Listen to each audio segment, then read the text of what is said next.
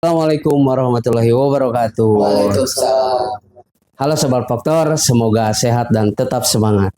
Perkenalkan, nama saya Ahmad Arifin atau biasa disapa Kang Arifin sebagai host di siniar kanal Pusvendi. Kalau ada permasalahan ANBK, kita obrolin aja.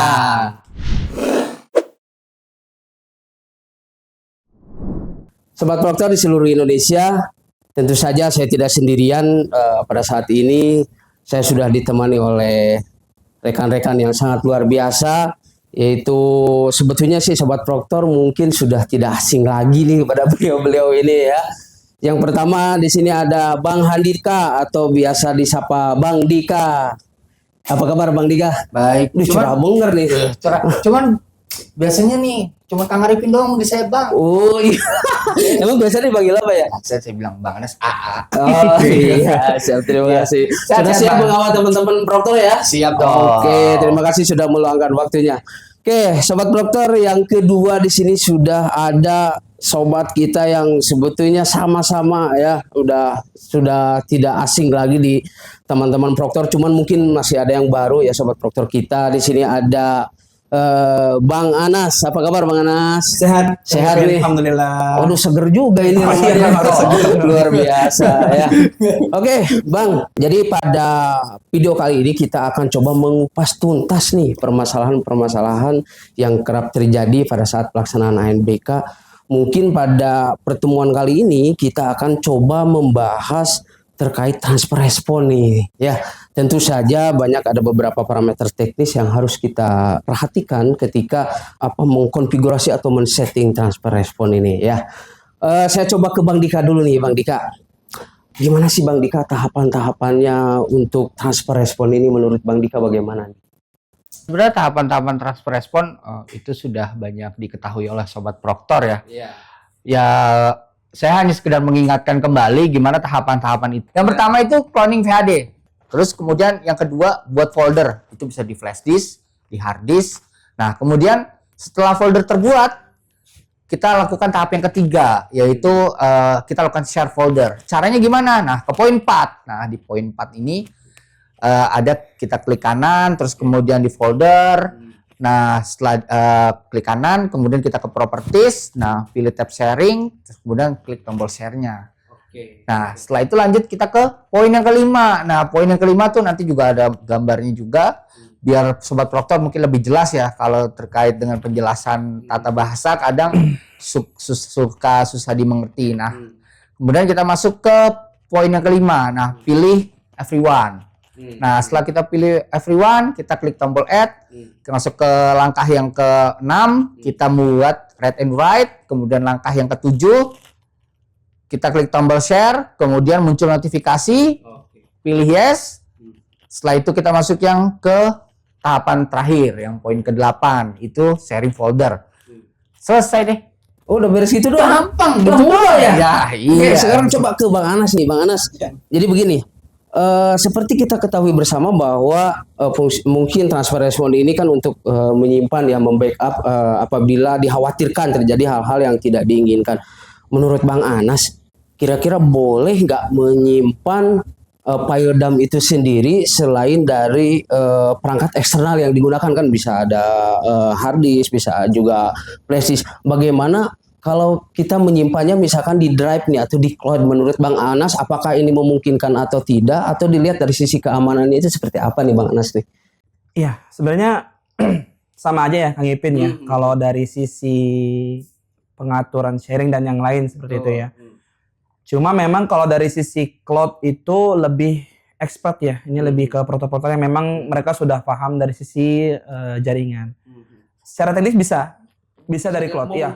Memungkinkan. Google Drive, kemudian OneDrive dan yang lain seperti itu. Nah, cuman mungkin resikonya kan tidak semua server pendidikan itu kondisinya stabil ya. Ya kan? Karena kan dump itu kan dia sifatnya kan real time ya. Ketika peserta menjawab, dia akan mencatat gitu. Nah, takutnya di tengah-tengah kondisi dia lagi menulis, mencatat seperti itu sempat putus tuh koneksinya tuh. Nah, ini kan nggak ke record ya. Nah, itu mungkin minusnya seperti itu. Tapi kan kalau dia sifatnya di lokal, nah itu lebih lebih Ya, baik aman ya, lah, lebih baik kalau kata saya sih. memungkinkan ya, Iya. karena memang posisi Hanya di lokal saja. perangkat itu sendiri sudah terhubung ya, Betul. jadi tidak melalui Koneksi internet. koneksi internet Betul, ya. seperti itu. Oke. Nah, sekarang coba ke Bang Dika atau ke Bang Anas, nanti mungkin bisa menambahkan. Nah, mungkin teman-teman sahabat Proktor ini ada yang mengalami kegagalan membuat payudam. Kira-kira itu penyebabnya apa ya, Bang ya? Menurut Bang Dika dulu nih, kira-kira. Jadi perlu di spill dikit ya gitu. Oh ya. ya, boleh. Jadi kalau biasanya kalau folder dam gagal dibuat itu Ah. kondisi yang pertama itu dia si komputer Proctor yang ke klien itu belum di set IP-nya. Oh, Itu yang pertama. ya. Terus kemudian yang kedua biasanya nih Proctor belum membuat password login di komputer hostnya atau komputer Proctornya. Komputer Proctornya ya. Iya, Itu wajib ya sekarang? Wajib dong masuk Iya. masuk komputer servernya nggak dipasukin password. Nanti kalau ada penyusup bagaimana, Kang? Iya, tapi ya itu tadi bikin passwordnya kadang-kadang kan begini ya Bang Anas ya. Aneh. Aneh, terus ketika Lupa. tidak di reset lupa. Lupa, ya. Itu juga harus dihindari ya. tentu Itu saja ya. harus dihindari. Itu biasanya pemicu-pemicu yang membuat folder dump itu gagal untuk diganti, bahasanya gitu. Error lah. Oke. Ya tinggal kondisinya, solusinya apa ya? Tinggal perbaiki aja dari sisi komputer Proctor ke kliennya, file sharingnya, terus kemudian apakah IP-nya sudah di-set dari komputer Proctor Firewall-nya juga kadang-kadang ya. bisa juga itu firewall. firewall ya? Bisa juga. Memungkinkan. Firewall juga Oke. memungkinkan dia memblok kan, akhirnya Oke. tidak bisa terkoneksi antara VHD dengan komputer si Proctornya itu. Oke, siap. Terima kasih Bang Dika. Saya ke Bang Anas nih. Bang Anas, seperti yang kita ketahui bersama bahwa mungkin bukan fungsi ya, kegunaan daripada transfer respon ini untuk moda semi daring ini kan sangat penting sekali. Nah, sekarang bagaimana ketika kejadian di luar kendali nih? Tiba-tiba komputer Proctor itu mati ya, atau enggak mati listrik yang sehingga tanpa di backup menggunakan UPS sehingga mengakibatkan PHD itu rusak atau korup nih. Bagaimana nih menurut Bang Anas langkah-langkahnya yang harus dilakukan oleh Sobat Proktor ini? Oke, jadi memang kan di awal tadi kan Bang Dika sudah menyebutkannya, cloning VHD.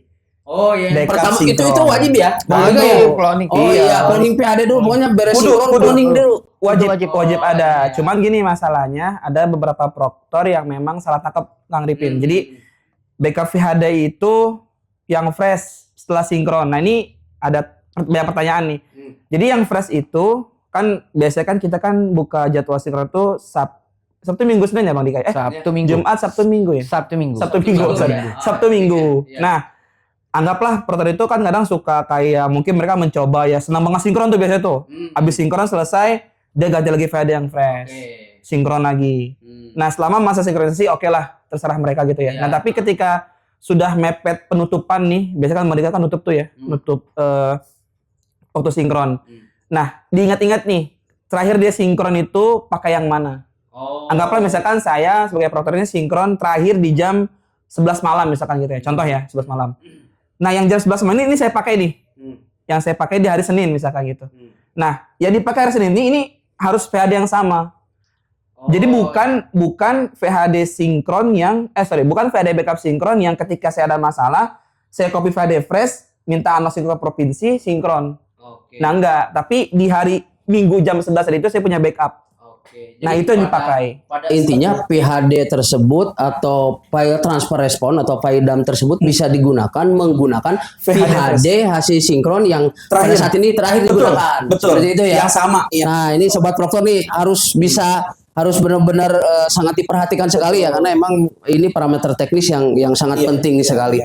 Nah, menurut Bang Dika nih, ketika ini mungkin saja kan terjadi, misalkan lupa file transfer respon, lupa PHD-nya nggak di backup dan lain sebagainya. Ini kira-kira kalau sudah mentok file dump-nya ada, sementara PHD-nya mungkin lupa di backup, apa nih yang kira-kira ada nggak solusi lain gitu? Solusi lain sebenarnya tidak ada. Oh, tidak ada. Tidak ada, Kang. Ya, karena itulah yang ada di dalam VHD. Jadi itu sistem yang ada dalam VHD yang kita gunakan ketika peserta itu sudah login di suatu VHD, dia harus terbaca dalam VHD yang sama. Makanya ada istilahnya VHD backup sinkron fresh, bukan VHD hasil sinkron ulang. Itu suka kebalik-balik.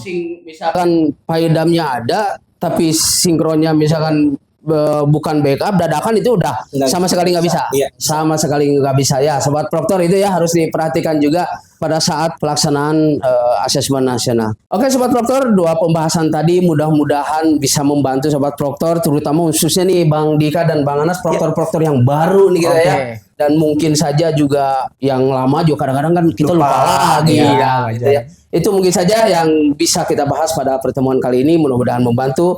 Jangan lupa kalau ada permasalahan pada seputar ANBK kita obrolin aja. Sekian, terima kasih. Wassalamualaikum warahmatullahi wabarakatuh. Waalaikumsalam warahmatullahi wabarakatuh.